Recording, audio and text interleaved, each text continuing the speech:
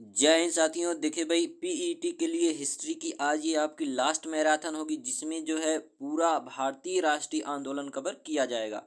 तो पीईटी की जो हिस्ट्री का सिलेबस है उसमें स्पेशल आपको एक टॉपिक दिया गया है, भारतीय राष्ट्रीय आंदोलन, यानी कि इंडियन नेशनल मूवमेंट। तो भाई आज जितने भी टॉपिक इससे बनते हैं इसको हम लोग महा मैराथन के द्वारा कंप्लीट करेंगे। तो भाई आपसे निवेदन है, वीडियो में लास्ट तक बने रहिएगा, आपका अब टोटल कंप्लीट हो जाएगा। तो चलिए बिना देरी की हम लोग वीडियो को स्टार्ट करते हैं।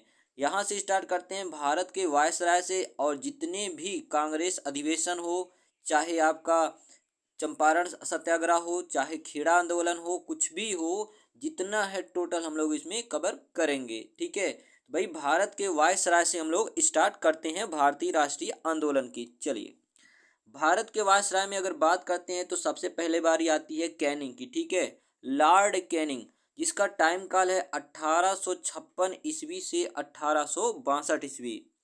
कैनिंग ने क्या क्या किया, ध्यान देना। लॉर्ड कैनिंग भारत में कंपनी द्वारा नियुक्त अंतिम गवर्नर जनरल तथा ब्रिटिश सम्राट के अधीन पहला भारत का जनरल वायसराय था। ठीक है, भाई जो कैनिंग था ना, ये कंपनी द्वारा यानी कि ईस्ट इंडिया कंपनी द्वारा नियुक्त अंतिम गवर्नर जनरल था, और ब्रिटिश सरकार द्वारा नियुक्त भारत का पहला वायसराय था। ठीक है, इसके समय में 1857 की क्रांति विद्रोह हुआ था। ठीक है, कैनिंग के ही समय क्या हुआ था, 1857 की क्रांति हुआ था, तथा 1858 का भारतीय परिषद अधिनियम भी पारित हुआ था। किसके समय हुआ था, तो लॉर्ड कैनिंग के समय हुआ था। इसके अलावा देखना, कैनिंग की कुछ और बातें देख लेते हैं। न्यायिक सुधारों के अंतर्गत कैनिंग के इंडियन हाई कोर्ट एक्ट 1861 द्वारा बम्बई, कलकत्ता, मद्रास में एक एक उच्च न्यायालय की स्थापना किया गया। किसके द्वारा, तो भाई कैनिंग के समय ये किया गया। कलकत्ता, बम्बई और मद्रास विश्वविद्यालयों की क्या की गई, स्थापना की गई। ठीक है, जैसे आप सुनते हो वहाँ पे, तो भाई एक हाई कोर्ट स्थापित किया गया जहाँ पे सर एलिजा इम्पे और उनके 3 और सहयोगी थे। ठीक है, इसके बाद जो दूसरा आता है वो कौन है, लॉर्ड एल्गिन। पहला लॉर्ड कैनिंग, दूसरा लॉर्ड एल्गिन। ठीक है, 1862 ईस्वी में कैनिंग के बाद एल्गिन भारत का वायसराय बनकर आया। इसकी महत्वपूर्ण सफलता थी बहावी आंदोलन का दमन। ठीक है, तो बहावी आंदोलन का दमन किसने किया, तो लॉर्ड एल्गिन ने किया। ठीक है, इसको भी याद रखिएगा। नेक्स्ट जो आता है उसका नाम है सर जॉन लॉरेंस। 1863 से 1869 इसका टाइम काल माना जाता है।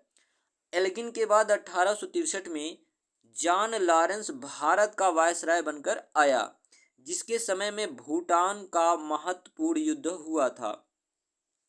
इसके अतिरिक्त अगर बात करते हैं लॉरेंस की और बातें, तो अफगानिस्तान के संदर्भ में लॉरेंस ने हस्तक्षेप की नीति का पालन किया और तत्कालिक शासक शेर अली से क्या किया, दोस्ती किया।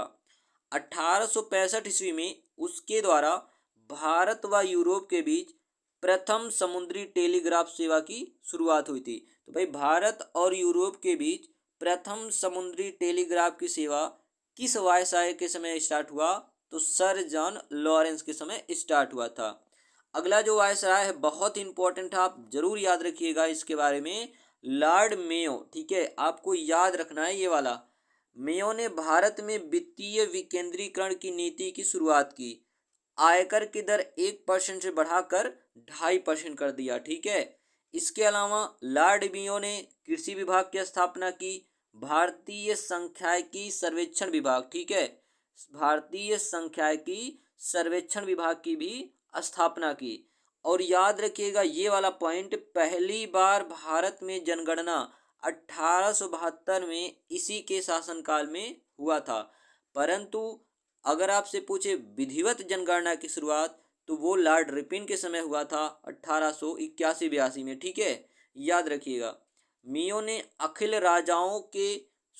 भारतीय राजाओं के, जो कि भारतीय राजाओं के पुत्र थे, उनकी उचित शिक्षा के लिए अजमेर में मियो कॉलेज की स्थापना की, और 1872 में ही कृषि विभाग की भी स्थापना की थी।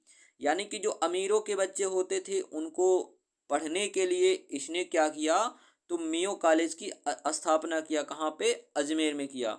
इसकी खास बात याद रखिएगा, भारत में सर्वप्रथम जनगणना किसके शासनकाल में स्टार्ट हुआ, तो लॉर्ड मेयो के शासनकाल में, परंतु विधिवत तरीके से जनगणना तो लॉर्ड रिपिन के शासनकाल में। ठीक है, चलिए अगला जो वायसराय है ये है लॉर्ड नॉर्थब्रुक। कौन है, लॉर्ड नॉर्थब्रुक।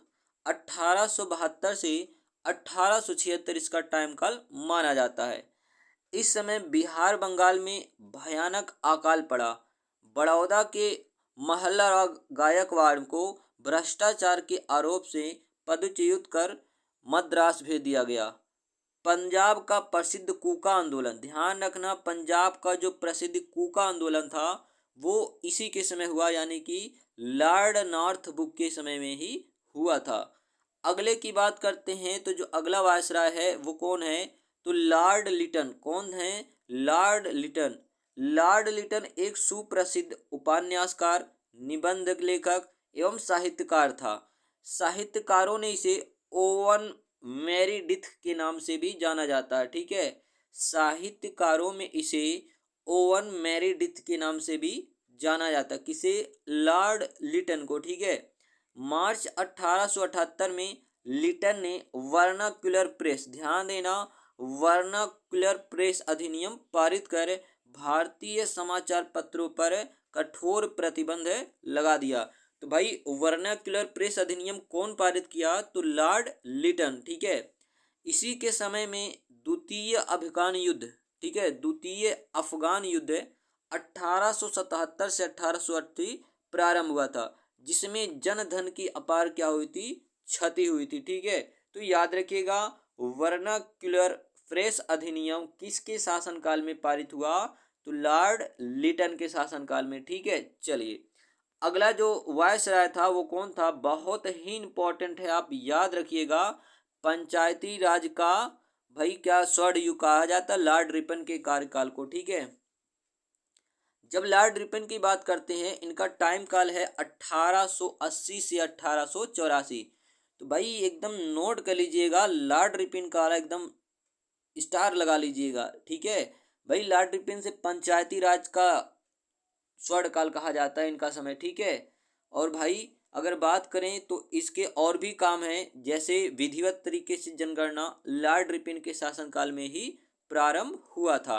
चलिए बात करते हैं अपने सुधार कार्यों के अंतर्गत रिपन ने सर्वप्रथम 1882 ईस्वी में वर्नाक्युलर प्रेस एक्ट को समाप्त किया। तो अभी देखना, वर्नाक्युलर प्रेस एक्ट कौन लाया, तो लॉर्ड लिटन लाया। समाप्त कौन कर दिया, लॉर्ड रिपन द्वारा। इसके सुधार कार्यों में सर्वाधिक महत्वपूर्ण कार्य था स्थानीय स्वशासन की शुरुआत।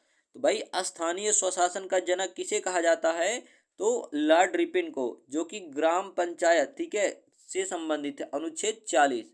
और पंचायती राज का स्वर्ण काल कहा जाता है लॉर्ड रिपन का काल। ठीक है, रिपन के समय में 1881 में भारत में नियमित जनगणना की शुरुआत हुई। वैसे भाई जनगणना की शुरुआत तो मेयो के शासनकाल में हुआ।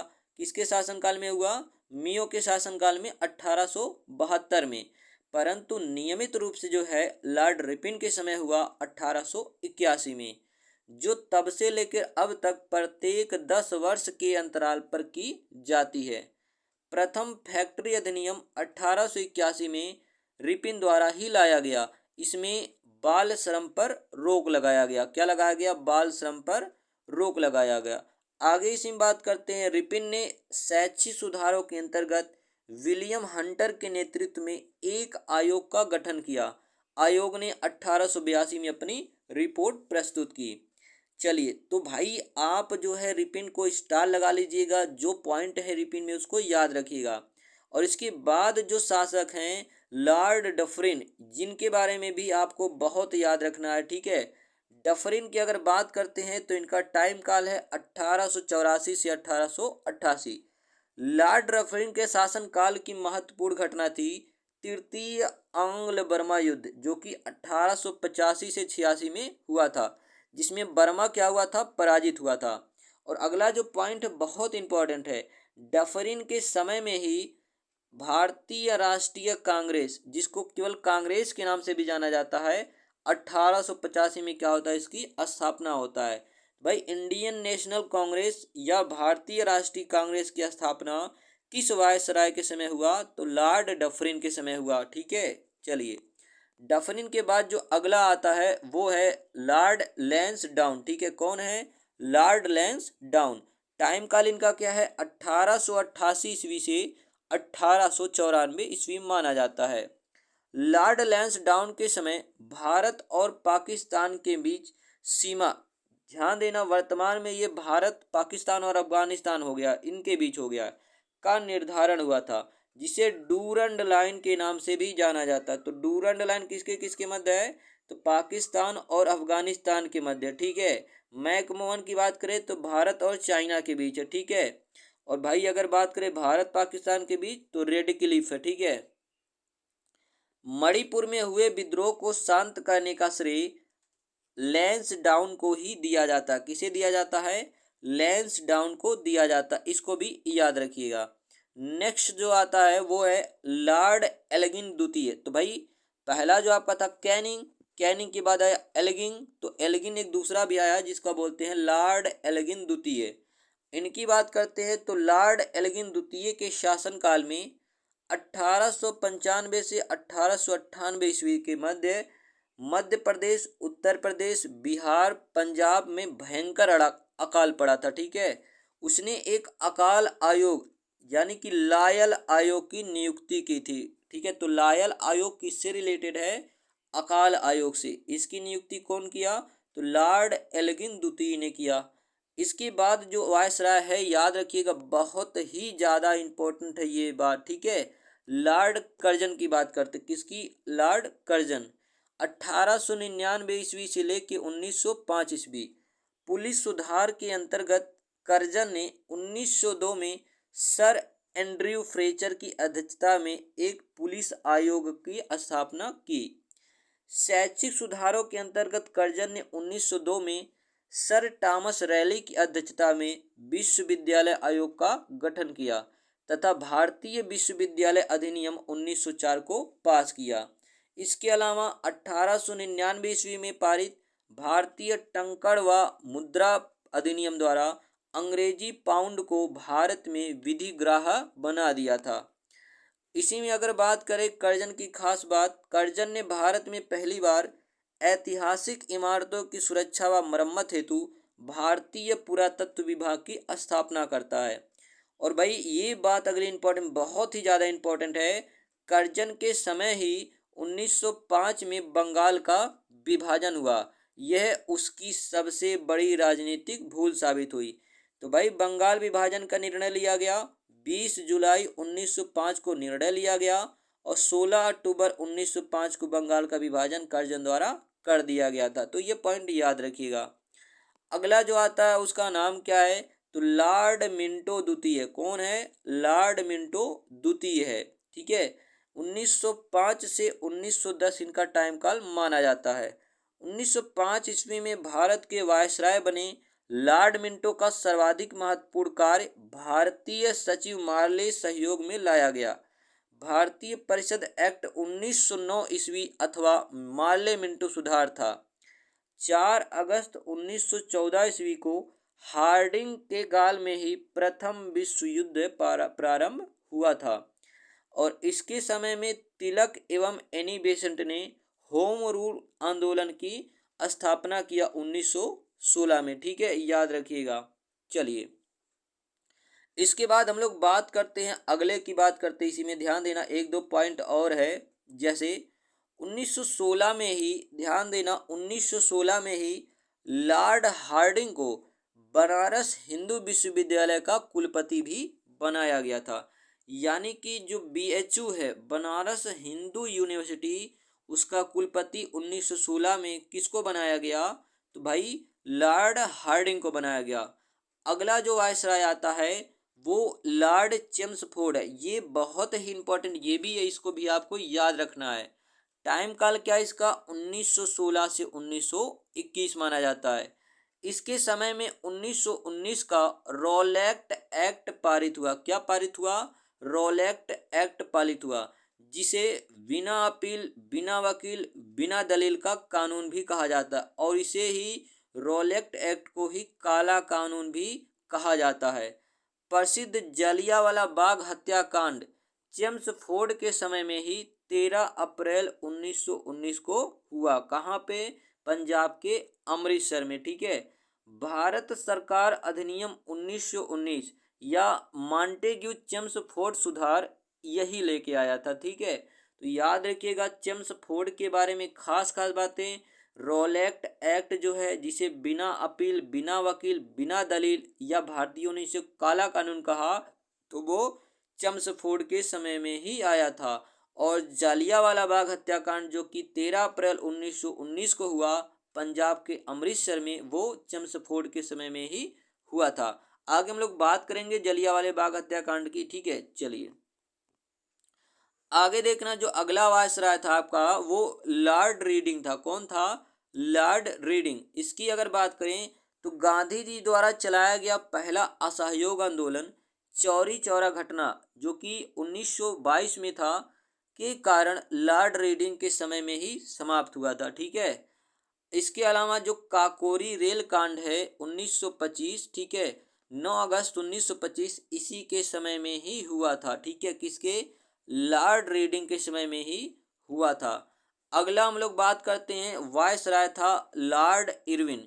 इसके समय में 1928 में साइमन कमीशन भारत आया तथा 6 अप्रैल 1930 में सविनय अवज्ञा आंदोलन दांडी मार्च के बाद गांधी जी द्वारा प्रारंभ किया गया था। ठीक है। और इसके समय में नवंबर 1930 ईस्वी में लंदन में प्रथम गोलमेज सम्मेलन आयोजित किया गया था। 5 मार्च 1930 को गांधी इरविन समझौता हुआ। ठीक है, याद रखिएगा। इसी प्रथम गोलमेज सम्मेलन में क्या हुआ? 5 मार्च 1930 को गांधी इरविन क्या हुआ? समझौता हुआ, और साथ ही सविनय अवज्ञा आंदोलन को वापस ले लिया गया था। ठीक है। चलिए अगला जो वायसराय आता है लॉर्ड विलिंगटन। ठीक है, कौन आता है? Lord Willingdon. इनकी अगर बात करें तो भाई 1 सितंबर से 1 दिसंबर 1931 तक द्वितीय गोलमेज सम्मेलन का आयोजन लंदन के समय, इसी के समय हुआ, और महात्मा गांधी ने इसी में क्या किया था? भाग लिया था। अगस्त 1932 में रैमजे मैकडोनाल्ड के प्रसिद्ध सांप्रदायिक अधिनिर्णय की घोषणा की तथा दिसंबर 1932 ईस्वी में विलिंगटन के समय में ही तृतीय गोलमेज सम्मेलन का आयोजन हुआ था। इसको भी याद रखिएगा। नेक्स्ट है आपका लॉर्ड लिन लिथगो। ठीक है, ये अभी आपका लेखपाल के पेपर में आया था। ठीक है। तो लॉर्ड लिन लिथगो की बात करते हैं तो इसके समय में पहले चुनाव कराए गए। चुनाव के परिणाम राष्ट्रीय कांग्रेस के पक्ष में रहे थे। आगे देखना, 1 सितंबर 1939 को द्वितीय विश्व युद्ध प्रारंभ इसी के समय में हुआ। 8 अगस्त 1940 को प्रसिद्ध अगस्त प्रस्ताव अंग्रेजों द्वारा इसी के समय लाया गया।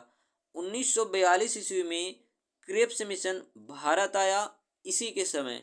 1942 ईस्वी में कांग्रेस ने भारत छोड़ो आंदोलन प्रारंभ किया। किसके समय में? तो लॉर्ड लिन लिथगो के समय में। ठीक है, याद रखिए। अगला जो वायसराय है लॉर्ड वेवेल है। कौन है? Lord Wavell. तो भाई वेवेल के समय 1945 ईस्वी में शिमला समझौता हुआ। कैबिनेट मिशन 1946 ईस्वी में भारत आया। तत्कालिक ब्रिटिश प्रधानमंत्री क्लीमेंट एटली। ठीक है, आपसे पूछा जाता है कैबिनेट मिशन जब भारत आया तो उस समय ब्रिटेन का प्रधानमंत्री कौन था? तो क्लीमेंट एटली। ठीक है, क्लीमेंट एटली ने भारत को जून 1948 ईस्वी के पहले स्वतंत्र करने की घोषणा कर देता है। नेक्स्ट जो आता है लॉर्ड माउंटबेटन। कौन आता है? लॉर्ड माउंटबेटन भारत का अंतिम वायसराय तथा स्वतंत्र भारत का प्रथम गवर्नर जनरल, जिसे 3 जून 1947 को यह घोषणा की कि भारत और पाकिस्तान के रूप में भारत का विभाजन ही समस्या का हल है। भारतीय स्वतंत्रता विधेयक ब्रिटिश संसद में 1947 में प्रधानमंत्री क्लीमेंट एटली द्वारा प्रस्तुत किया गया। विधेयक के अनुसार भारत और पाकिस्तान दो राष्ट्रों के निर्माण की बात कही गई थी। तो भाई याद रखिएगा, भारत का अंतिम गवर्नर जनरल कौन था? तो लॉर्ड माउंट बेटन था। कौन था? लॉर्ड माउंट बेटन था। ठीक है, चलिए।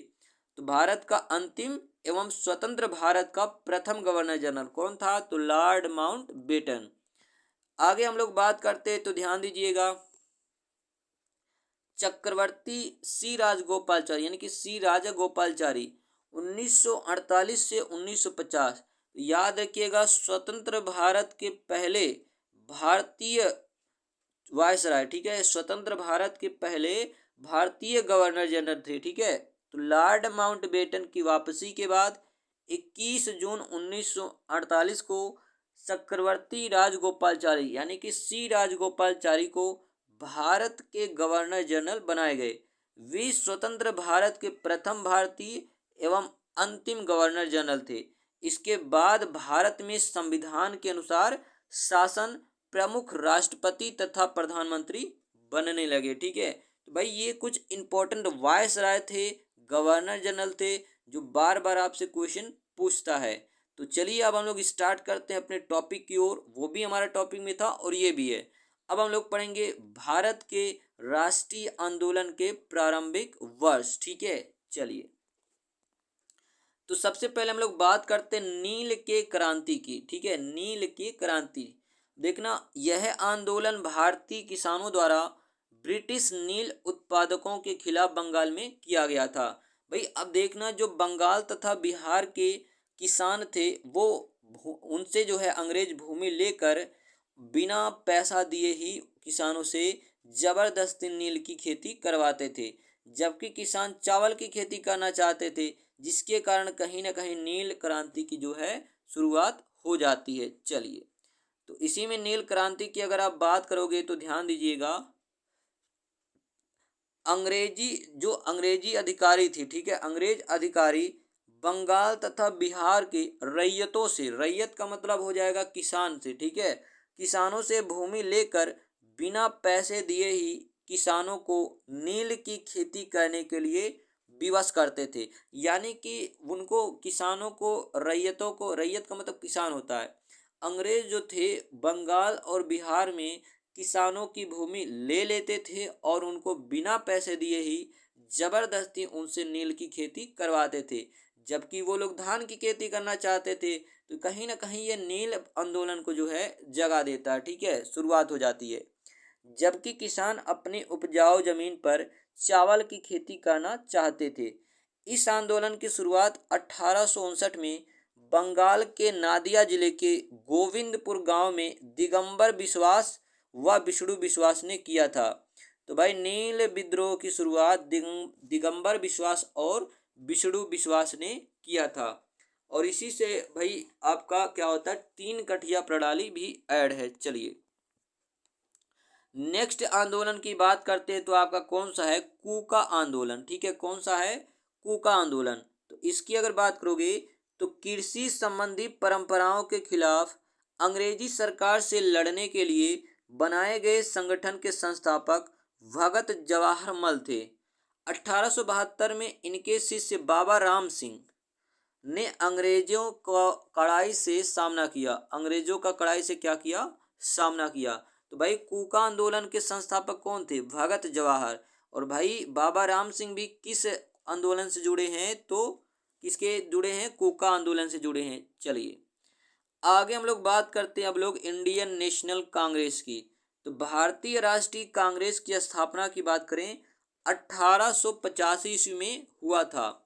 ठीक है, और ये कहाँ हुआ था, तो बम्बई के गोकुल दास तेजपाल संस्कृत विद्यालय में, ठीक है, हुआ था।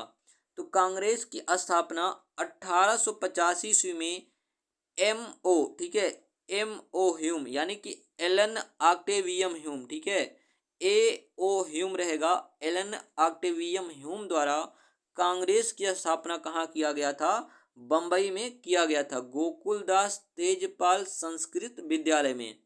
और अगर बात करें ए.ओ. ह्यूम की, तो एक सेवानिवृत्त अंग्रेज प्रशासनिक अधिकारी थे। तो भाई पहले इसका नाम था क्या, भारतीय राष्ट्रीय संघ था। तो इसका नामकरण किसने किया, कांग्रेस, दादा भाई नौरोजी ने इसका नामकरण किया था। अगर बात करें कांग्रेस का प्रथम अधिवेशन, तो दिसंबर 1885 में बंबई में हुआ था, जिसकी अध्यक्षता व्योमेश चंद्र बनर्जी ने किया था। आगे हम लोग बात करते हैं 1885 में कांग्रेस की स्थापना के बाद अगले 20 वर्षों तक ऐसे गुट का प्रभाव था जिसे उदारवादी गुट कहा जाता था। उदारवादी गुट के प्रमुख नेता थे दादा भाई नौरोजी, जिन्होंने कांग्रेस का नामकरण किया था, सुरेंद्र नाथ बनर्जी, फिरोज शाह मेहता, गोविंद रानाडे, गोपाल कृष्ण गोखले और मदन मोहन मालवीय। ठीक है, इसी में देखना 1905 से 1911 तक चरण को नव राष्ट्रवाद अथवा गर्मपंथियों का उदय का काल माना जाता है। कांग्रेस के गर्मपंथी नेताओं में थे बाल गंगाधर तिलक, बिपिन चंद्र पाल और लाला लाजपत राय, और कौन थे, अरविंद घोष थे। इसके बाद आपको देखने को मिलता है क्या, बंगाल का विभाजन। क्या देखने को मिलता है, बंगाल का विभाजन 1905 में हुआ। बंगाल में राष्ट्रीय चेतना को नष्ट करने के उद्देश्य से लॉर्ड कर्जन द्वारा 16 अगस्त, यहाँ पे 16 अगस्त नहीं होगा, 16 अक्टूबर होगा। क्या होगा, 16 अक्टूबर होगा, सही कर लीजिएगा, 16 अक्टूबर होगा, OCT। ठीक है, तो लॉर्ड कर्जन द्वारा 16 अक्टूबर 1905 को बंगाल का विभाजन कर दिया गया। तो भाई बंगाल के विभाजन का जो निर्णय लिया गया था वो 20 जुलाई 1905 को लिया गया, परंतु विभाजन किया कब गया था, तो 16 अक्टूबर 1905 को लॉर्ड कर्जन के द्वारा किया गया था। चलिए आगे हम लोग बात करते हैं, तो स्वदेशी व स्वराज आंदोलन 1905 से 1906 तक चला। इसकी अगर हम लोग बात करते हैं तो लाल बाल पाल, यानी कि लाल से हो जाएगा आपका क्या, लाल बहादुर शास्त्री। ठीक है, सॉरी, लाला लाजपत राय हो जाएगा, लाल से लाला लाजपत राय, बाल से बाल गंगाधर तिलक, पाल से आपका बिपिन चंद्र पाल हो जाएगा। और अरविंद घोष के प्रयासों के कारण कांग्रेस ने स्वदेशी व स्वराज की मांग की। 1905 ईस्वी के बनारस अधिवेशन में गोपाल कृष्ण गोखले की अध्यक्षता में कांग्रेस ने स्वदेशी की मांग रखी। 1906 में कलकत्ता अधिवेशन में दादा भाई नौरोजी की अध्यक्षता में कांग्रेस ने स्वराज की मांग रखी। आगे देखना, तो क्या होता, मुस्लिम लीग की स्थापना 1906 में। इसकी संस्थापकों में आगा खां, नवाब सलीमुल्लाह और नवाब मोहसिन उल मुल्क प्रमुख थे, जिन्होंने 1906 में इसकी स्थापना की। कांग्रेस के सूरत अधिवेशन 1907 की अगर बात करते हैं तो इस अधिवेशन में स्पष्ट रूप से नरमपंथियों व गर्मपंथियों में विभाजित हो गया। यानी कि जो कांग्रेस का विभाजन हुआ वो 1907 ईस्वी में हुआ, एक नरमपंथी और गर्मपंथी में कांग्रेस का विभाजन हुआ। 1906 में मुस्लिम लीग की स्थापना, 1907 में क्या हुआ, कांग्रेस का विभाजन हुआ नरम दल और गर्म दल में। विवाद का केंद्र राज बिहारी घोष थे, जिन्हें इस अधिवेशन का अध्यक्ष चुना गया था। अगला जो आंदोलन आता है वो कौन सा है, ताना भगत आंदोलन। क्या है, ताना भगत आंदोलन। इसकी अगर आप बात करते हैं तो 1914, इस आंदोलन की शुरुआत 1914 ईस्वी में बिहार में हुआ था। यह आंदोलन ऊंची लगान की दर तथा चौकीदार कर के विरुद्ध किया गया था। ताना भगत आंदोलन कहाँ से रिलेटेड है, बिहार राज्य से। अगले बात करते हैं दिल्ली दरबार 1911। इंग्लैंड के सम्राट जॉर्ज पंचम एवं ध्यान देना, जॉर्ज पंचम एवं महारानी मेरी के स्वागत में 1911 में दिल्ली में एक भव्य दरबार का आयोजन किया गया। इसमें क्या निर्णय लिया गया, तो ध्यान देना, इस दरबार में बंगाल के विभाजन को रद्द करने तथा भारत की राजधानी को कलकत्ता से दिल्ली स्थानांतरित करने की कोशिश की गई। ठीक है, और किया भी गया। किसके समय में, तो हार्डिंग के समय। ठीक है, तो भाई हार्डिंग के समय क्या हुआ, बंगाल का विभाजन रद्द किया गया। और ध्यान देना, हार्डिंग के समय क्या किया, भारत की राजधानी कलकत्ता से दिल्ली स्थानांतरित की गई थी। ठीक है, इसको याद रखिएगा। चलिए आगे हम लोग बात करते हैं आगे आंदोलन की, तो आपका कौन सा है, लखनऊ समझौता। क्या है, लखनऊ समझौता 1916। ब्रिटेन और तुर्कों के बीच युद्ध के कारण मुसलमानों में अंग्रेजों के प्रति विद्वेष की भावना उत्पन्न हो गई। 1916 में लखनऊ में मुस्लिम लीग के नेता मोहम्मद अली जिन्ना तथा कांग्रेस के मध्य एक समझौता हुआ, जिसके अंतर्गत कांग्रेस व लीग ने मिलकर संयुक्त समिति की क्या की स्थापना की थी। इसके बाद जो आपका आता है वो क्या है, होम रूल आंदोलन। ठीक है, होम रूल लीग आंदोलन। ठीक है, हमारा जो चैप्टर वो क्या है, भारतीय राष्ट्रीय आंदोलन। तो जितने भी आंदोलन होंगे सब हम लोग पढ़ेंगे। ये भी कब हुआ, 1916 में। श्रीमती एनी बेसेंट के प्रयासों से संवैधानिक उपायों द्वारा स्वशासन प्राप्त करने के उद्देश्य से भारत में होम रूल लीग की स्थापना की गई। बाल गंगाधर तिलक ने 28 अप्रैल 1916 को महाराष्ट्र में होम रूल लीग की स्थापना की और सितंबर 1916 में एनी बेसेंट द्वारा मद्रास में Akhil Bharatiya home rule league की स्थापना की गई तथा जॉर्ज अस्डेल को इस लीग का सचिव भी बनाया गया था। नेक्स्ट जो आता हमारा रोलेक्ट एक्ट। ठीक है, रोलेक्ट एक्ट किसके समय में आया, तो चेम्सफोर्ड के समय में, लॉर्ड चेम्सफोर्ड के समय में। इस एक्ट के द्वारा अंग्रेज सरकार जिसको चाहे बिना मुकदमा चलाए जेल में बंद रख सकती थी। यह जनता की सामान्य स्वतंत्रता पर प्रत्यक्ष कुठाराघात था। इस एक्ट को बिना अपील, बिना दलील, बिना वकील का कानून कहा जाता है, इसलिए ध्यान देना इसे काला अधिनियम एवं आतंकवादी अपराध अधिनियम से भी जाना जाता है। और भाई ये 1919 में आया, भारतीयों ने इसे काला कानून भी कहा जाता है। भाई इसी रोलेक्ट एक्ट के तहत क्या होता, आगे ध्यान देना, जो प्रसिद्ध नेता थे सैफुद्दीन किचलू थे और डॉक्टर सत्यपाल मलिक। ठीक है, ध्यान देना, जालियांवाला बाग हत्याकांड 13 अप्रैल 1919। इसकी अगर बात करते हैं तो ध्यान देना क्या क्या हुआ, इसमें खास खास बातें। रोलेक्ट एक्ट के विरोध में जगह जगह पर जनसभाएं आयोजित की जा रही थीं। इसी दौरान सरकार ने पंजाब के लोकप्रिय नेता डॉक्टर सैफुद्दीन किचलू और डॉक्टर सत्यपाल को क्या कर लिया, गिरफ्तार कर लिया। इस गिरफ्तारी का विरोध करने के लिए 13 अप्रैल 1919 को अमृतसर के जालियांवाला बाग में एक जनसभा की आयोजन किया गया, जिस पर जनरल डायर ने गोली चलवा दी, जिसमें सैकड़ों लोग मारे गए। तो भाई ओ डायर के कहने पर आर डायर ने लोगों पर कर किया दिया, गोलियां चलवा दी। अंग्रेज सरकार ने बढ़ते जन असंतोष के कारण लॉर्ड हंटर की अध्यक्षता में हंटर आयोग का गठन किया, जिसमें मतलब डायर को क्या किया, निर्दोष घोषित किया गया। चलिए इसके बाद देखना 13 मार्च 1940 ईस्वी को सरदार उधम सिंह ने कैक्सटन हॉल में एक मीटिंग को संबोधित कर रहे जनरल डायर की गोली मारकर हत्या कर दी थी। ठीक है, नेक्स्ट हमारा आता है खिलाफत आंदोलन 1920।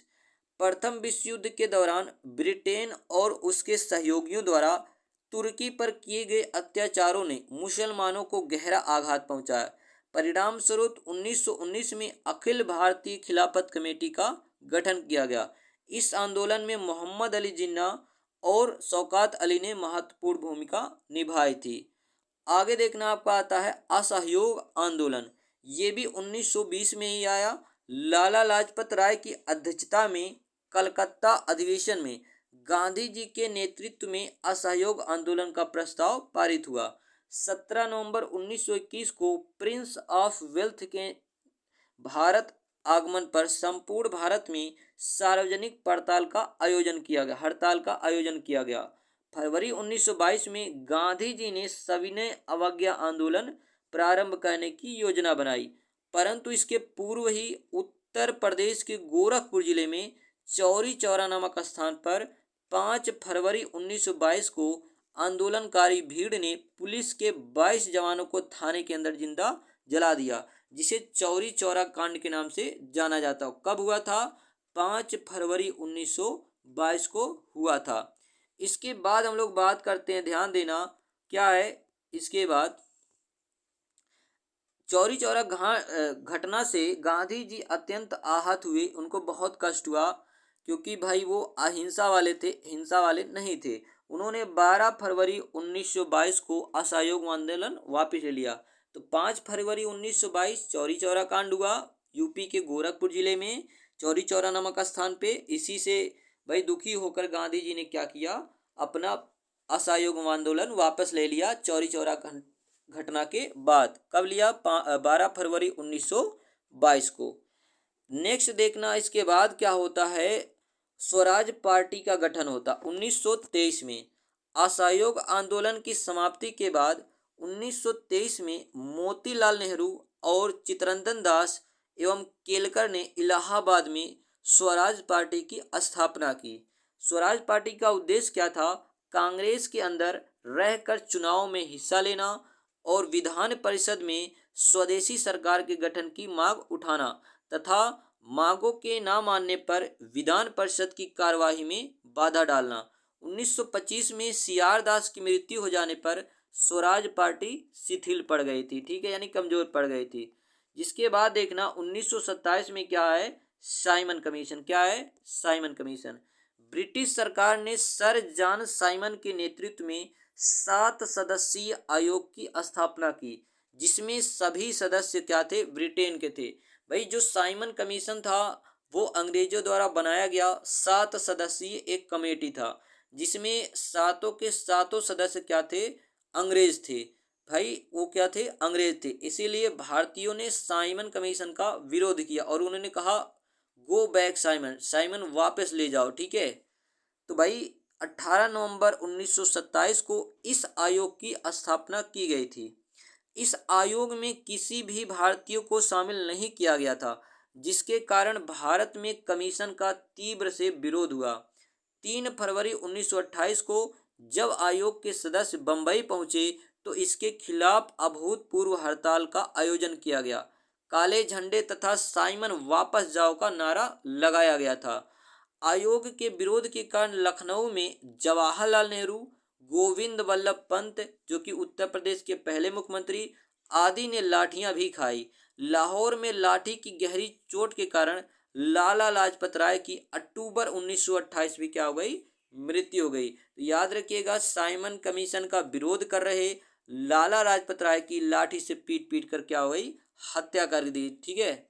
आगे देखना, नेहरू रिपोर्ट की बात करते हैं 1928।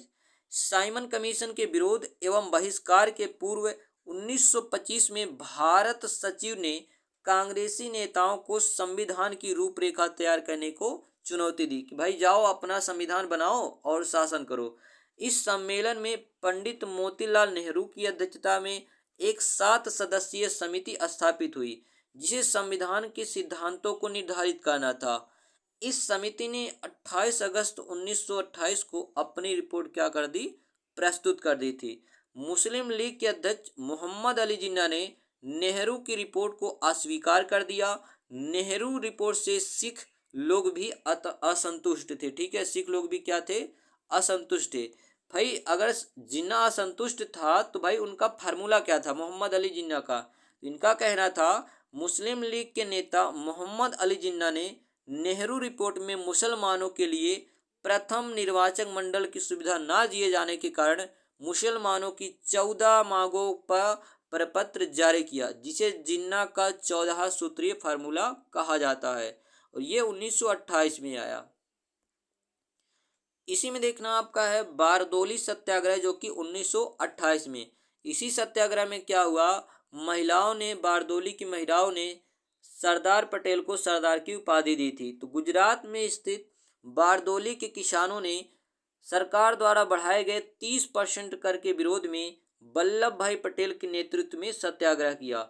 बारदोली सत्याग्रह के सफल होने के बाद वहां की महिलाओं ने पटेल को सरदार की उपाधि दी थी, ठीक है। तो याद रखिएगा, बारदोली की महिलाओं ने। आगे देखना, कांग्रेस का लाहौर अधिवेशन 1929। तो 1929 को लाहौर अधिवेशन की अध्यक्षता पंडित जवाहरलाल नेहरू ने की, जिसमें पूर्ण स्वराज को अंतिम लक्ष्य बनाया गया था। यह भी निश्चित किया गया कि हर 26 जनवरी को सांकेतिक स्वाधीनता दिवस मनाया जाएगा। इसके बाद जो 1931 का कांग्रेस का कराची अधिवेशन होता है, उसमें भी क्या किया गया? मौलिक अधिकारों के प्रस्ताव को रखा गया है। चलिए आगे हम लोग बात करते हैं सविनय अवज्ञा आंदोलन की, ठीक है। किसकी बात करते हैं? सविनय अवज्ञा आंदोलन। तो भाई 1929 के लाहौर कांग्रेस अधिवेशन में कांग्रेस कार्यकारिणी को सविनय अवज्ञा आंदोलन शुरू करने का अधिकार दिया गया। फरवरी 1930 में साबरमती आश्रम में हुए कांग्रेस कार्यकारिणी की दूसरी बैठक में महात्मा गांधी को सविनय अवज्ञा आंदोलन शुरू करने की बागडोर सौंपी गई थी। ठीक है, चलिए तो भाई ये कब आया, तो 1930। चलिए आंदोलन की अगर शुरुआत की बात करें सविनय अवज्ञा आंदोलन की, तो गांधी जी ने अपनी 11 सूत्री मांगों को न माने जाने पर इरविन को एक पत्र लिखा।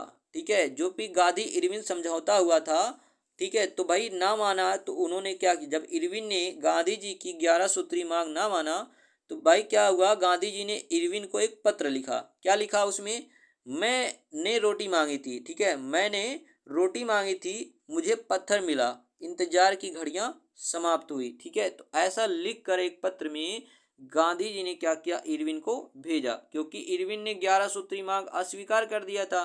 इसके बाद एक ना सविनय अवज्ञा आंदोलन के तहत महात्मा गांधी ने 12 मार्च 1930 को ऐतिहासिक नमक सत्याग्रह की शुरुआत की, जिसमें गांधी ने साबरमती आश्रम से अपने 78 अनुयायियों के साथ डांडी मात्रा स्टार्ट किया। ठीक है, डांडी मार्च स्टार्ट किया। तो भाई कहाँ से स्टार्ट किया, साबरमती से। अभी ये लेखपाल के ही पेपर में आया था। चलिए अगला बात करते हैं, इसमें 24 दिन की लंबी यात्रा के बाद 5 अप्रैल 1930 ईस्वी को दांडी में गांधी ने सांकेतिक रूप से नमक कानून को तोड़ा।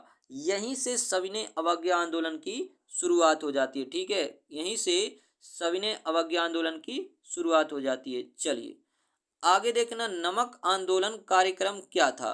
तो भाई शराब तथा अन्य मादक पदार्थों का विक्रय करने वाली दुकानों पर शांतिपूर्वक धरना देना, विदेशी वस्तुओं एवं कपड़ों का बहिष्कार करना, सरकारी नौकरियों से त्यागपत्र देना, नमक कानून तथा ब्रिटिश कानूनों का उल्लंघन करना, कानूनी अदालतों, सरकारी विद्यालयों, महाविद्यालयों एवं सरकारी समारोहों का बहिष्कार करना, भू राजस्व, लगान तथा अन्य करों की अदायगी पर रोक। तो भाई ये नमक आंदोलन का जो प्रमुख कार्यक्रम था। इसके बाद बात करते हैं प्रथम गोल मेज सम्मेलन। 12 नवंबर 1930 ईस्वी से 13 जनवरी 1931 ईस्वी तक लंदन में आयोजित किया गया था। इसमें पहली बार भारतीयों को अंग्रेजों के बराबरी का दर्जा दिया गया था। इस सम्मेलन में उदारवादी दल, मुस्लिम लीग, हिंदू महासभा, दलित वर्ग, व्यापारी वर्ग आदि भी शामिल थे, परंतु महात्मा गांधी शामिल नहीं थे। महात्मा गांधी ने केवल द्वितीय गोलमेज सम्मेलन में भाग लिया। इसके बाद देखना, गांधी इरविन समझौता 1931। महात्मा गांधी और वायसराय इरविन के मध्य 5 मार्च 1931 को एक समझौता हुआ, जिसे गांधी इरविन समझौता के नाम से जाना जाता है। इस समझौता के फलस्वरूप कांग्रेस ने अपनी तरफ से सविनय अवज्ञा आंदोलन समाप्त करने की घोषणा की तथा गांधी द्वितीय गोलमेज सम्मेलन में भाग लेने के लिए तैयार हो गए थे। इसके बाद हमारा स्टार्ट होता है द्वितीय गोलमेज सम्मेलन 1931। प्रथम कब हुआ, 1930 में, दूसरी कब हुआ, 1931 में। यह सम्मेलन 7 सितंबर 1931 से 1 दिसंबर 1931 तक लंदन में चला। यह सम्मेलन सांप्रदायिक समस्या पर विवाद के कारण पूर्णतया असफल हो गया। ठीक है, क्या हो गया, असफल हो गया। इसके अलावा देखना, सांप्रदायिक पंचायत 1932 में आया। 16 अगस्त 1932 को विभिन्न संप्रदायों के प्रतिनिधित्व पर ब्रिटिश प्रधानमंत्री रैमजे मैकडोनाल्ड ने कम्युनल अवार्ड जारी किया। क्या जारी किया, कम्युनल अवार्ड जारी किया। और इसके अलावा क्या किया, ध्यान दीजिएगा, पंचायत में क्या किया, विभिन्न या पृथककृत निर्वाचक पद्धति को न केवल मुसलमानों के लिए जारी रखा, अपितु इसे दलित वर्गों पर भी लागू कर दिया था। फिर बात करते हैं पूना समझौता की। ठीक है, पूना समझौता जो कि 25 सितंबर सन 1932 में हुआ था, गांधी और अंबेडकर के मध्य। पूना समझौता किसके मध्य हुआ, गांधी और अंबेडकर के मध्य। 25 सितंबर 1932 ईस्वी को एक नया समझौता है, जिसे पूना समझौता के नाम से जाना जाता है। समझौते के अंतर्गत अंबेडकर द्वारा हरिजनों के पृथक प्रतिनिधित्व की मांग को स्वीकारा गया। साथ ही हरिजनों के लिए सुरक्षित 75 स्थानों को बढ़ाकर 148 कर दिया गया था। फिर हमारा आता है तृतीय गोलमेज सम्मेलन। तो प्रथम हुआ 1930 में, द्वितीय गोलमेज सम्मेलन हुआ 1931 में और तृतीय गोलमेज सम्मेलन हुआ 1932 में। 17 नवंबर 1932 से 24 सितंबर 1932 तक आयोजित यह सम्मेलन लंदन में कांग्रेस के बहिष्कार के फलस्वरूप फीका साबित हुआ। इस सम्मेलन में भारत सरकार अधिनियम 1935 को अंतिम रूप दिया गया था। इसके बाद एक ना आता आपका भारत शासन अधिनियम। क्या आता है? भारत शासन अधिनियम। 1935 के अधिनियम द्वारा सर्वप्रथम भारत में संघात्मक सरकार की क्या की गई? स्थापना की गई। इस संघ को ब्रिटिश प्रांत तथा कुछ भारतीय रियासतों ने संघ में शामिल होना चाहती थी को मिलाकर बनाया गया था। 1935 के अधिनियम द्वारा प्रांतों में द्वैध शासन समाप्त करके केंद्र में द्वैध शासन लागू किया गया था। केंद्र सरकार की कार्यकारिणी शक्ति जनरल में निहित थी। संघ में प्रशासन के विषय दो विभक्त थे, एक हस्तांतरित थी और एक कौन सी थी? रक्षित थी। इसके अलावा याद रखिएगा केंद्रीय विधानमंडल में दो सदन थे, विधानसभा, राज्य परिषद। विधानसभा में टोटल जो सदस्य थे वो कितने थे? 375 थे। कितने थे? 375, जिसमें 250 जो है ये ब्रिटिश भारतीय प्रांतों से और जो है 125 क्या थे? भारतीय रियासतों से। ठीक है, कहाँ थे? 125 भारतीय रियासतों थे। और राज्य परिषद की बात करें तो इसमें कुल 260 सदस्य थे, जिसमें 104 ब्रिटिश भारत के प्रतिनिधित्व और 104 जो है भारतीय रियासतों के प्रतिनिधित्व थे। ठीक है, चलिए इसके बाद हम लोग बात कर लेते हैं, ध्यान दीजिएगा, विदेशों में भारतीय क्रांतिकारी संगठन। विदेशों में भारतीय क्रांतिकारी संगठन की बात कर लेते हैं। जैसे देखिए कौन कौन सा, हाँ देखिए विदेशों में भारतीय क्रांतिकारी संगठन, ध्यान देना। चलिए जैसे अगर बात करें तो भाई 1905 में पहला क्या है? 1905। तो भाई देखिए 1905 में क्या हुआ? संगठन हुआ इंडियन हाउस का। ठीक है, इंडिया हाउस का। संस्थापक थे श्यामाजी कृष्ण वर्मा। देश कहाँ है? तो भाई ये लंदन में। आगे देखना 1906 में क्या हुआ? तो अभिनव भारत की स्थापना की गई। किसके द्वारा? वीडी सावरकर के द्वारा। ठीक है, और लंदन में किया गया। 1907 में क्या हुआ? Indian independence league. ठीक है, और साथ में क्या हुआ? कांग्रेस का विभाजन हुआ। संस्थापक कौन थे इंडियन इंडिपेंडेंस लीग के? तारकनाथ दास। कहाँ पे किया? अमेरिका में। 1913 में क्या हुआ? गदर पार्टी की स्थापना किसने किया? लाला हरदयाल, सैन फ्रांसिस्को और लाला रामचंद्र व बरकतुल्ला। ठीक है, अमेरिका में किया गया। 1914 में क्या हुआ? इंडियन इंडिपेंडेंस लीग को पुनः जो है क्या किया गया? स्थापित किया गया। लाला हरदयाल व वीरेंद्र नाथ चट्टोपाध्याय ने कहाँ किया? तो बर्लिन में। ठीक है, जर्मनी की राजधानी बर्लिन में।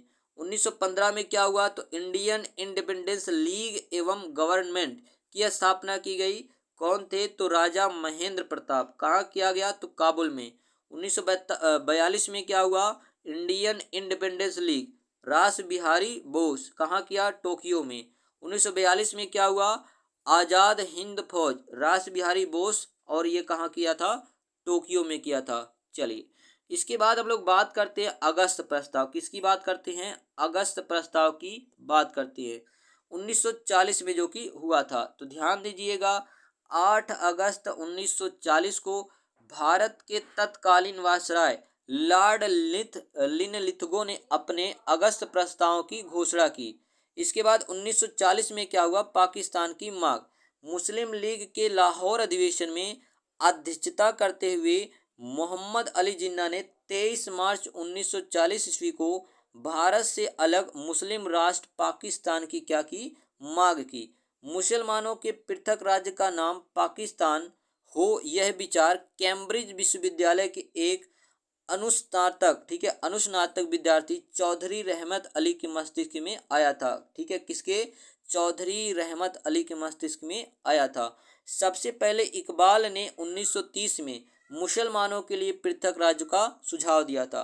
फिर भाई आपका आ जाता क्रिप्स मिशन 1942। तो 1942 में जापानी फौजों के रंगून पर कब्जा कर लेने से भारत की सीमाओं पर सीधा खतरा पैदा हो गया। अब ब्रिटेन ने भारत का युद्ध में सक्रिय सहयोग पाने के लिए युद्धकालीन मंत्रिमंडल के एक सदस्य स्टेफोर्ड क्रिप्स की घोषणा के मसवदे के साथ भारत भेजा। ठीक है, तो भाई क्रिप्स मिशन कब आया? तो भाई 1942 में आया था। इसी के बाद हमें 1942 में ही भारत छोड़ो आंदोलन देखने को मिलता है। क्या मिलता है?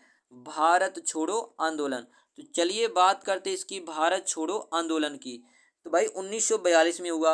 अगस्त प्रस्ताव तथा क्रिप्स मिशन की असफलता तथा कांग्रेस द्वारा शुरू किए गए आंदोलन के दौरान राष्ट्रीय सरकार की स्थापना की मांग को अस्वीकार किए जाने पर कांग्रेस ने बंबई अधिवेशन में 8 अगस्त 1942 को भारत छोड़ो प्रस्तावित किया। गांधी ने लोगों को करो या मरो का नारा दिया। गांधी को गिरफ्तार करने के बाद आगा खां पैलेस में नजरबंद रखा गया ताकि वो आंदोलन ना कर पाए। गांधी जी व वरिष्ठ नेताओं की गिरफ्तारी के बाद भारत छोड़ो आंदोलन का नेतृत्व युवाओं ने संभाला था। परिणामतः आंदोलन अहिंसक न रह सका। आंदोलन के प्रति ब्रिटिश सरकार की दमनात्मक नीति के विरुद्ध गांधी जी ने आगा खां पैलेस में 10 फरवरी 1943 को 21 दिन का क्या किया? उपवास की घोषणा किया था। इसके बाद एक ना CR दास की क्या है फार्मूला क्या था? देश की सांप्रदायिक समस्या सुलझाने के उद्देश्य से 10 जुलाई 1944 ईस्वी को गांधी जी की स्वीकृति से चक्रवर्ती राजगोपालचारी ने कांग्रेस तथा मुस्लिम लीग के समझौते की एक योजना प्रस्तुत की थी। इसके बाद हमें क्या देखने को मिलता है? शिमला समझौता 1945। 25 जून 1945 को शिमला में एक सर्वदलीय सम्मेलन का आयोजन किया गया, जिसमें मुस्लिम लीग द्वारा यह शर्त रखी गई कि वायसराय की कार्यकारिणी परिषद में नियुक्त होने वाले सभी मुस्लिम सदस्यों का चयन वह स्वयं करेगी। मुस्लिम लीग का यही अड़ियल रुख 25 जून से 14 जुलाई तक चलने वाले शिमला समझौते की असफलता का प्रमुख कारण बन गया था। आगे देखना जो आपका है कैबिनेट मिशन, जो कि 1946 में आया। तो भाई ब्रिटिश प्रधानमंत्री क्लीमेंट एटली ने 15 फरवरी 1946 को भारतीय संविधान की स्थापना की। ठीक है, एवं तत्कालीन ज्वलंत समस्याओं पर भारतीयों से विचार विमर्श के लिए कैबिनेट मिशन को भारत भेजने की घोषणा की। 24 मार्च 1946 को दिल्ली पहुंचे कैबिनेट मिशन के सदस्य स्टेफोर्ड क्रिप्स, फैंथिक लॉरेंस एवं A.V. अलेक्जेंडर थे। 16 मई 1946 को इस मिशन ने अपनी रिपोर्ट प्रस्तुत कर दी थी। जुलाई 1946 में कैबिनेट मिशन योजना के अंतर्गत संविधान सभा के लिए चुनाव हुआ। मुस्लिम लीग ने 389 सदस्यीय संविधान सभा में बहुत कम सीटें प्राप्त हुई थी। इसके बाद क्लेमेंट एटली ने क्या घोषणा किया, इसकी बात करते हैं। तो ध्यान देना, क्लेमेंट एटली जो कि ब्रिटेन के प्रधानमंत्री थे उस समय, हाउस ऑफ कॉमन्स में 20 फरवरी 1947 को एक ऐतिहासिक घोषणा करते हुए कहा कि अंग्रेज जून 1948 के पहले ही उत्तरदायी लोगों को सत्ता हस्तांतरित करने के उपरांत भारत छोड़ देंगे। फिर आपको देखने मिलता है माउंटबेटन योजना और स्वतंत्रता की प्राप्ति 1947। 22 मार्च 1947 को भारत के अंतिम British viceroy Lord Mountbatten Bharat आए। 3 जून 1947 को लॉर्ड माउंटबेटन द्वारा एक योजना की घोषणा की गई, जिसे माउंटबेटन योजना के नाम से जाना जाता है। माउंटबेटन योजना के आधार पर ही भारतीय स्वतंत्रता विधेयक ब्रिटिश संसद में 4 जुलाई 1947 को प्रस्तुत किया गया, जिसे 18 जुलाई 1947 को स्वीकार कर लिया गया। उसके बाद क्या हुआ, ध्यान देना, माउंटबेटन योजना को स्वीकार कर देश विभाजन की तैयारी आरंभ हो गई। इस प्रकार 15 अगस्त 1947 ईस्वी को भारत और पाकिस्तान नामक दो नए राष्ट्र अस्तित्व में आए। ठीक है, दो नए राष्ट्र अस्तित्व में आए। चलिए इसके बाद हम लोग कुछ प्रमुख चीजें देख लेते हैं, जैसे 20वीं शताब्दी के प्रमुख आंदोलन एवं संगठन। ठीक है, 20वीं शताब्दी के प्रमुख आंदोलन एवं संगठन। जैसे देखिएगा, पहले की बात करते हैं, क्या है, चंपारण सत्याग्रह। तो भाई इसके जो संस्थापक थे महात्मा गांधी 1917 में, खेड़ा महात्मा गांधी 1918 में, उत्तर प्रदेश किसान सभा, तो भाई संयुक्त गौरी शंकर मिश्र, इंद्र नारायण द्विवेदी एवं प्रांत किसानी सभा और मदन मोहन मालवीय, इसकी स्थापना 1918 में हुआ। ठीक है। अवध किसान सभा के संस्थापक बाबा रामचंद्र थे, 1920 में स्थापना हुई। एका आंदोलन मदारी पासी, ठीक है, ये भाई 1921 में हुआ। वारदोली आंदोलन अध्यक्षता किसने किया या संस्थापक कौन थे, तो वल्लभ भाई पटेल 1928 में। किसान बिहार किसान सभा की स्थापना तो स्वामी सहजानंद सरस्वती 1929 में करते हैं। अखिल भारतीय किसान सभा स्वामी सहजानंद सरस्वती 1936 में। और तेभागा आंदोलन की जो स्थापना है कंपाराम एवं भवन सिंह 1946 में करते हैं। इसके बाद जो है कुछ और पॉइंट की बात कर लेते हैं, जैसे भारतीय राष्ट्रीय आंदोलन अवधि में बनी महत्वपूर्ण संस्थाएं। ठीक है, भारतीय राष्ट्रीय आंदोलन, ठीक है, जो राष्ट्रीय स्वतंत्रता आंदोलन के समय कुछ महत्वपूर्ण संस्थाएं बनी थी, वो कौन कौन से, जैसे एशियाटिक सोसाइटी, इसके प्रमुख सूत्रधार कौन है, विलियम जोन्स। युवा बंगाल हेनरी विवियन डियोजियो। ब्रह्म समाज की स्थापना राजा राम मोहन राय, ये इंपॉर्टेंट है। ब्रिटिश सार्वजनिक सभा दादा भाई नौरोजी। रहमाई भान दयासन समाज दादा भाई नौरोजी। साइंटिफिक सोसाइटी की स्थापना सर सैयद अहमद, ठीक है, और मोहम्मदन एग्लो लिटरेरी सोसाइटी के तो अब्दुल लतीफ़ है। ठीक है। इसके बाद देखिएगा वेद समाज। वेद समाज के हैं श्री धरालू नायडू। ठीक है। प्रार्थना समाज तो याद रखिएगा केशव चंद्र सेन, महादेव रानाडे और देवेंद्र नाथ टैगोर। इसके बाद एक ना पूना सार्वजनिक सभा रानाडे और चिपुलकर और जोशी। Indian society Anand Mohan Bose. आर्य समाज की स्थापना, ये भी इंपॉर्टेंट है, स्वामी दयानंद सरस्वती। थियोसोफिकल सोसाइटी तो मैडम ब्लास्की और कर्नल अलकाट थे। Mohammedan Anglo Indian oriental college की स्थापना सर सैयद अहमद खां थे। इसके बाद एक ना इंडियन एसोसिएशन की स्थापना कौन की है, तो सुरेंद्र नाथ बनर्जी ने।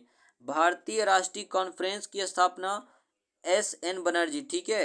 और भारतीय राष्ट्रीय कांग्रेस की स्थापना ए.ओ. ह्यूम यानी कि Allan Octavian Hume. Bombay Presidency Association तो Firoz Shah Mehta. Belur Math Swami Vivekananda. Indian Social Conference Mahadev Govind Ranade.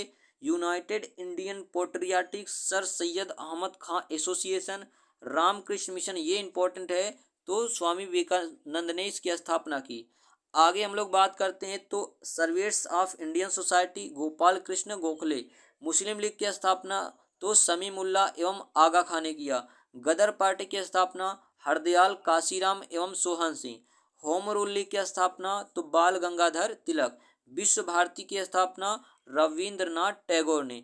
चलिए आगे हम लोग बात करते कुछ और प्रमुख हैं, जैसे दिया है कम्युनिस्ट पार्टी ऑफ इंडिया, इसके हैं M.N. राव। ठीक है। ताशकंद में स्थापना किया सर्वेंट्स ऑफ पीपीएल सोसाइटी तो Lala Lajpat Rai. Akhil Bharatiya trade union M.N. Joshi. Swaraj party की स्थापना मोतीलाल नेहरू और चित्तरंजन दास। राष्ट्रीय स्वयं सेवक संघ की स्थापना KB. Hedgewar. Hindustan socialist Republic association यानी कि HSRA चंद्रशेखर आजाद एवं भगत सिंह। अखिल भारतीय किसान सभा की स्थापना तो N.G. रंगा एवं सहजानंद। आगे हम लोग बात करते हैं अखिल भारतीय विद्यार्थी परिषद की स्थापना तो मीनू मसानी, अशोक मेहता व डॉक्टर अशरफ। खुदाई खिदमतगार की स्थापना खान अब्दुल गफ्फार खां। फॉरवर्ड ब्लॉक की स्थापना सुभाष चंद्र बोस, ये इंपॉर्टेंट है। रेडिकल डेमोक्रेटिक दल M.N. राय। आजाद हिंद फौज की स्थापना, ये भी इंपॉर्टेंट है, रास बिहारी बोस ने किया था। चलिए इसके बाद देखिएगा कुछ इंपॉर्टेंट चीजें हैं, जैसे आपको जानना है कि भाई स्वाधीनता संग्राम से संबंधित महत्वपूर्ण पत्र पत्रिकाएं एवं पुस्तक। ठीक है, महत्वपूर्ण पत्र पत्रिकाएं एवं पुस्तक आपको याद रखना है। ठीक है। चलिए बात कर लेते हैं हम लोग कौन कौन से प्रमुख हैं, जैसे देखिए अनहैप्पी इंडिया भारत दुर्दशा, इस पुस्तक के लेखक कौन है, अनहैप्पी इंडिया की अगर बात करोगे तो लाला लाजपत राय। भारत दुर्दशा के लेखक है भारतेंदु हरिश्चंद्र। इंडिया डिवाइडेड के लेखक है डॉक्टर राजेंद्र प्रसाद। इंडिपेंडेंट के लेखक हैं कौन? Motilal Nehru. India wins freedom Maulana Azad. ठीक है। न्यू इंडिया के लेखक एनी बेसेंट। नेशन के लेखक Gopal Krishna Gokhale. My experiment with truth बहुत इंपॉर्टेंट है, महात्मा गांधी इसके लेखक। हिंद स्वराज के लेखक Mahatma Gandhi. India for Indians C R Das के लेखक हैं। और भाई इंडियंस अनरेस्ट इसके लेखक कौन है? तो वेलेंटाइन सिरोल हैं। ठीक है, चलिए आगे बात कर लेते हैं हम लोग, ध्यान देना। न्यू इंडिया के लेखक Annie Besant. Nation Gopal Krishna Gokhale. Kesari के लेखक बाल गंगाधर तिलक हैं। नील दर्पण के लेखक दीनबंधु। बॉम्बे क्रॉनिकल के लेखक फिरोज शाह मेहता। वंदे मातरम के लेखक अरविंद घोष। इंडियन अनरेस्ट के लेखक वेलेंटाइन सिरोल। कॉमनवेल्थ के लेखक एनी बेसेंट। कॉमरेड के लेखक मोहम्मद अली। कर्मयोग के लेखक Aurobindo Ghosh. The war of Indian independence day कौन लिखे हैं? तो भाई बी डी सावरकर ने लिखे हैं। चलिए आगे हम लोग बात कर लेते हैं स्वाधीनता आंदोलन संबंधी, स्वाधीनता या राष्ट्रीय स्वतंत्रता आंदोलन संबंधी प्रमुख नारे एवं वचन। ठीक है, प्रमुख नारे एवं वचन जैसे स्वराज हमारा जन्मसिद्ध अधिकार है और हम उसे लेकर रहेंगे, किसने कहा? तो भाई याद रखिएगा बाल गंगाधर तिलक ने कहा। सरफरोशी की तमन्ना अब हमारे दिल में है, ये किसने कहा? नारा दिया तो राम प्रसाद बिस्मिल ने। सारे जहां से अच्छा हिंदोस्तां हमारा, ये किसने नारा दिया? तो इकबाल ने। वंदे मातरम बंकिम चंद्र चटर्जी ने। जनगण मन अधिनायक जय किसने लिखा? तो रविन्द्रनाथ टैगोर ने। इनकलाब जिंदाबाद तो भगत सिंह। ठीक है, आगे हम लोग बात करते हैं, ध्यान दीजिएगा। इनकलाब जिंदाबाद किसने कहा? तो भगत सिंह। दिल्ली चलो का नारा किसने दिया? सुभाष चंद्र बोस। करो या मरो का नारा महात्मा गांधी ने। जय हिंद का नारा सुभाष चंद्र बोस ने दिया। पूर्ण स्वराज की नारा, तो भाई पूर्ण स्वराज की माँ किसने किया? जवाहरलाल नेहरू ने। हिंदू, ठीक है, हिंदू हिंदी हिंदुस्तान रहेगा। ठीक है, हिंदू हिंदी हिंदुस्तान भारतेंदु हरिश्चंद्र। तुम मुझे खून दो मैं तुम्हें आज़ादी दूंगा, सुभाष चंद्र बोस का नारा है। वेदों की ओर लौटो स्वामी दयानंद सरस्वती का है। ठीक है, किसका है? स्वामी दयानंद सरस्वती का। आगे देखना, वेदों की ओर लौटो स्वामी दयानंद सरस्वती। तुम मुझे खून दो मैं तुम्हें आज़ादी दूंगा, सुभाष चंद्र बोस। आराम हराम है जवाहरलाल नेहरू। भारत छोड़ो का नारा किसने दिया? महात्मा गांधी ने दिया। और विजयी विश्व तिरंगा प्यारा, विजयी विश्व है तिरंगा प्यारा, ये किसने दिया? तो भाई श्यामलाल गुप्त पार्षद ने। तो ये कुछ प्रमुख नारा था। इसके बाद जो है कुछ अन्य पॉइंट की बात कर लेते हैं, अन्य नेताओं के आंदोलन में साथ की अगर जैसे बात कर लेते हैं, जैसे प्रमुख प्रमुख हैं। चलिए, जैसे अन्य नेताओं के आंदोलन में साथ, जैसे रानी लक्ष्मीबाई की बात कर लेते हैं। तो देखिए इनका जो टाइम काल है 1835 से 1858 माना जाता है। लक्ष्मीबाई का जन्म वाराणसी जिले के भदैनी नामक स्थान पर 19 नवंबर 1835 को हुआ था। इनके बचपन का नाम मणिकारिका था। ठीक है, क्या था? मणिकारिका था, लेकिन उन्हें मनु भी कहा जाता था। लक्ष्मीबाई का विवाह 1842 ईस्वी में झांसी के मराठा राजा गंगाधर राव नेवलकर के साथ हुआ था। विवाह के बाद ही उनका नाम लक्ष्मीबाई रखा गया। 1851 में उन्होंने एक पुत्र को जन्म दिया, लेकिन उनका पुत्र 4 महीने बाद ही मर गया था। उसके बाद 1853 में उन्होंने एक संतान को गोद ली, जिसका नाम था क्या? दामोदर राव था। ठीक है, उनका नाम क्या था? दामोदर राव था। आगे देखना क्या हुआ। 21 नवंबर 1853 को लक्ष्मीबाई के पति राजा गंगाधर राव की मृत्यु हो गई। ब्रिटिश सरकार ने राज्य हड़प नीति, जो कि डलहौजी की थी, के अंतर्गत बालक दामोदर राव को मान्यता नहीं दी तथा उसके राज्य का खजाना जब्त कर लिया। यानी कि चूंकि वो दत्तक पुत्र था, गोद लिया गया था भाई, तो उन्होंने क्या किया? डलहौजी ने हड़प नीति के तहत उनके पूरे जमीन को क्या कर लिया? हड़प लिया, क्योंकि दत्तक पुत्र को उन्होंने मान्यता नहीं दिया था। जून 1857 में सैनिकों ने झांसी में विद्रोह कर रानी लक्ष्मीबाई को वहां की शासिका घोषित कर दिया। तात्या टोपे के सहयोग से लक्ष्मीबाई ने ग्वालियर पर भी विद्रोह का झंडा फहराया। अंग्रेजों ने जून 1858 में ग्वालियर पर अधिकार कर लिया तथा 3 अप्रैल 1858 को झांसी पर ह्यूरोज के नेतृत्व में अंग्रेजों ने अधिकार कर लिया। ठीक है, याद रखिएगा। आगे देखना, रानी लक्ष्मीबाई 18 जून 1858 को ग्वालियर के पास कोटा की सराय में अंग्रेजी सेना से लड़ते लड़ते शहीद हो गई। अंग्रेज सेनापति हिरोज ने रानी लक्ष्मीबाई की वीरता से प्रभावित होकर कहा, भारतीय क्रांतिकारियों में यह अकेली मर्द है। ठीक है, चलिए आगे बात करते हैं दादा भाई नौरोजी की, जिन्हें grand old man of India कहा जाता है, भारत का वयोवृद्धि व्यक्ति। ठीक है, ये ब्रिटिश संसद के निचले सदन हाउस ऑफ कॉमन्स में चुने जाने वाले पहले भारतीय थे। इन्होंने भारतीय राष्ट्रीय कांग्रेस की स्थापना में सक्रिय सहयोग दिया था और इन्होंने ही कांग्रेस का नामकरण भी किया था। 1886, 1893 और 1906 इन्हीं की अध्यक्षता निर्वाचित हुए थे। इनकी पुस्तक का नाम the poverty and un British rule in India है। ठीक है, इन्हें grand old man of India भी कहा जाता है, यानी कि भारत का वयोवृद्धि व्यक्ति भी कहा जाता है। चलिए अगले जो प्रसिद्ध व्यक्ति हैं वो कौन है, राजा राममोहन राय। इन्हीं की सहायता से लॉर्ड विलियम बेंटिक ने 1829 में क्या किया, 1929 में तो सती प्रथा को समाप्त किया था। ठीक है, ये सामाजिक, धार्मिक और शैक्षिक सुधार व पत्रकार थे। इन्होंने हिंदू समाज के धर्म ग्रंथों की आधुनिक विचारों व मूल्यों के परिप्रेक्ष्य में पुनर्व्याख्या की। इन्होंने सती प्रथा की समाप्ति के लिए अधिनियम पारित किया। इन्होंने ब्रह्म समाज की भी स्थापना की। इन्हें मुगल बादशाह अकबर द्वितीय ने इंग्लैंड भेजा तथा ब्रिस्टल में इनकी क्या हो गई थी, मृत्यु हो गई थी। आगे बात करते हैं वल्लभ भाई पटेल। इन्हें 1918 में खेड़ा सत्याग्रह में भाग लेकर राजनीतिक जीवन प्रारंभ किया। इन्होंने 1922 में बारदोली सत्याग्रह का सफल नेतृत्व किया। इसी के फलस्वरूप बारदोली की महिलाओं ने इन्हें सरदार की उपाधि भी दिया था। रजवाड़ों एवं रियासतों का भारतीय संघ में विलय इनकी महान उपलब्धि है। ये स्वतंत्र भारत के प्रथम उप प्रधानमंत्री एवं गृह मंत्री थे। अगले व्यक्ति की बात करते हैं, बाल गंगाधर तिलक। 1875 से 1920 इनका टाइम काल है। ये उग्रवादी विचारधारा के समर्थक थे।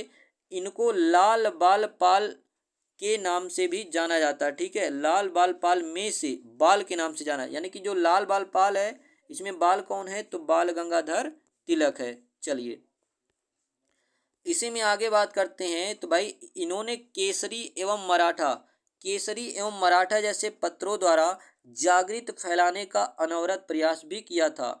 ये भारत के वेताज बादशाह के नाम से भी प्रसिद्ध है। कौन, तो बाल गंगाधर तिलक। याद रखिएगा, बेताज बादशाह भी कहा जाता है। इन्होंने महाराष्ट्र में गणपति महोत्सव तथा शिवाजी महोत्सव का आयोजन किया। 1897 में निर्भीक पत्रकारिता का कारण इन्हें 18 माह की तथा वर्ष 1908 में मांडले जेल में 6 वर्ष की कैद की सजा सुनाई गई। इनकी प्रमुख पुस्तकें गीता रहस्य और आर्कटिक होम इन व वेदाज है। ठीक है, याद रखिएगा। अगले जो प्रमुख व्यक्ति हैं वो कौन है, तो याद रखिएगा चंद्रशेखर आजाद। 1906 से 1931 इनका टाइम काल है। ये क्रांतिकारी भगत सिंह के गुरु तथा समाजवाद से प्रभावित थे। इन्होंने 1931 में असहयोग आंदोलन में भाग लिया। 1925 में काकोरी ट्रेन की लूट में भी भाग लिया। उन्होंने 1928 में फिरोज शाह कोटला नई दिल्ली में हिंदुस्तान सोशलिस्ट एसोसिएशन यानी कि HSRA Hindustan socialist Republic association की स्थापना किया।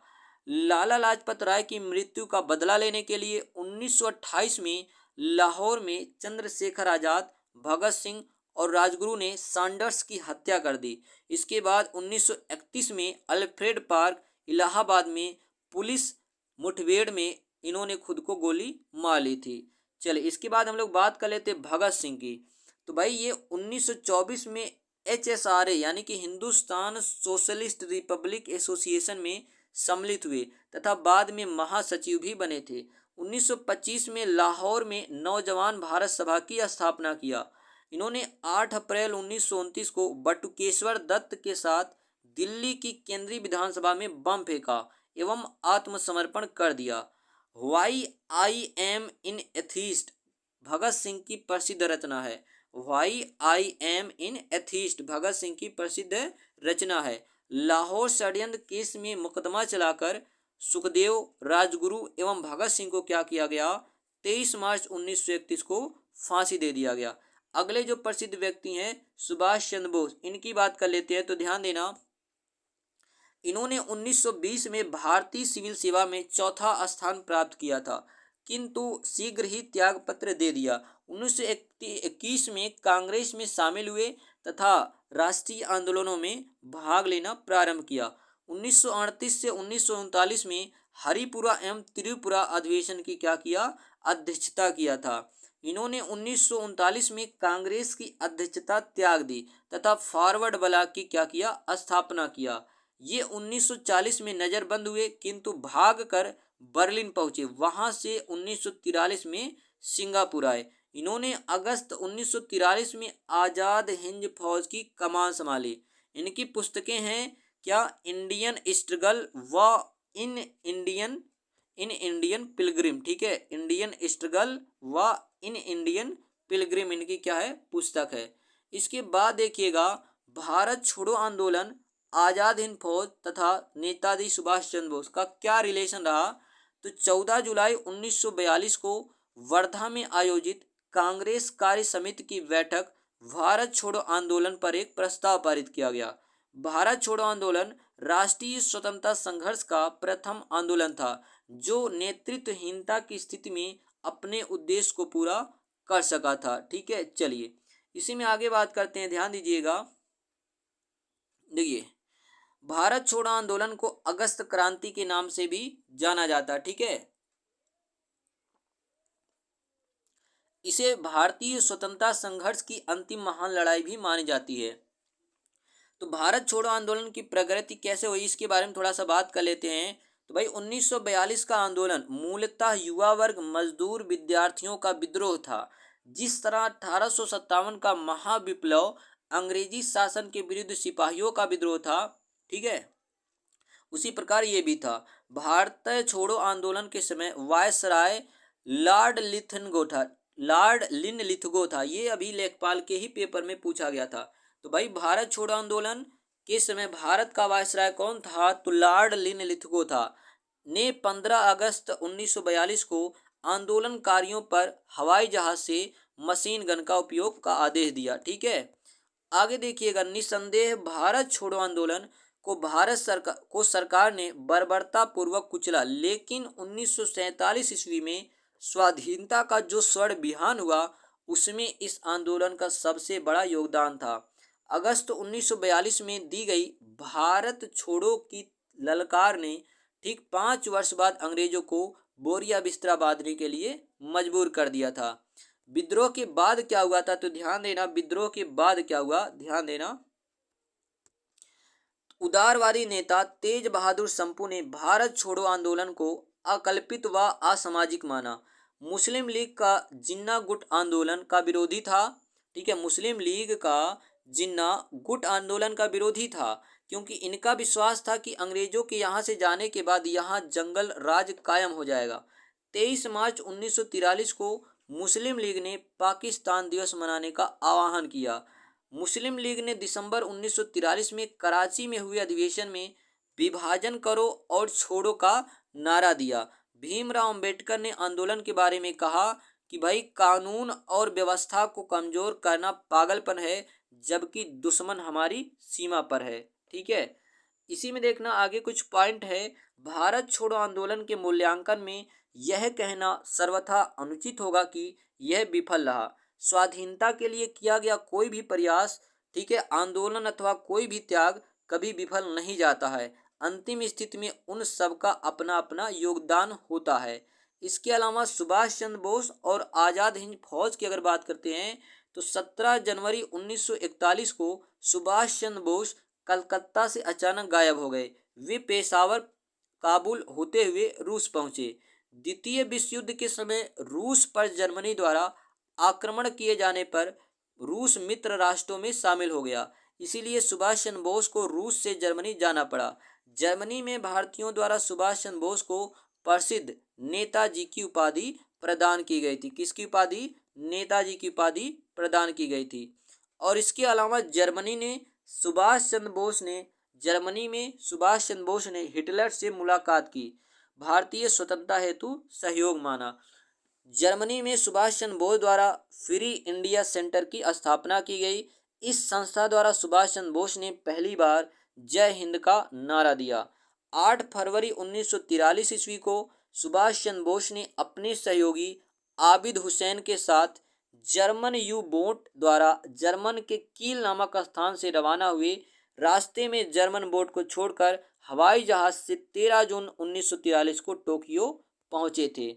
इसके बाद देखना, रास बिहारी बोस जापान में रह रहे भारतीय अप्रवासी थे।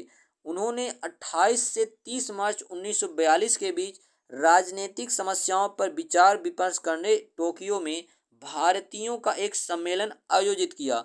इस सम्मेलन में रास बिहारी बोस ने इंडिया इंडिपेंडेंस लीग की स्थापना भी किया था। टोक्यो सम्मेलन में रास बिहारी बोस द्वारा जापान में रह रहे भारतीय सेना अधिकारियों द्वारा भारत की मुक्ति के लिए भारतीय राष्ट्रीय सेना के गठन पर विचार किया। ब्रिटिश भारतीय सेना के एक अधिकारी मोहन सिंह के दिमाग में सर्वप्रथम आज़ाद हिंद फौज की स्थापना का विचार आया था।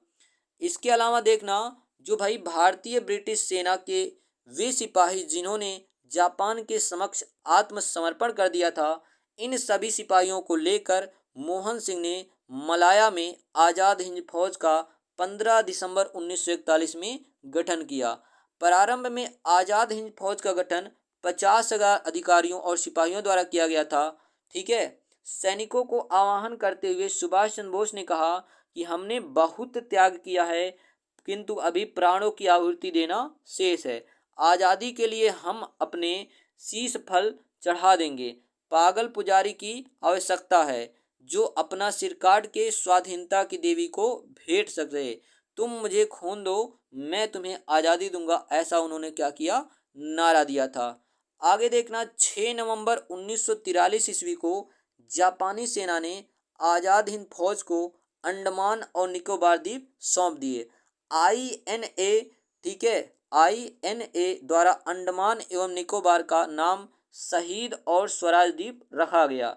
6 जुलाई 1944 को सुभाष चंद्र बोस ने आज़ाद हिंद रेडियो के एक प्रसारण में महात्मा गांधी के नाम विशेष प्रसारण में कहा कि भाई भारत की स्वाधीनता का आखिरी युद्ध शुरू हो गया है।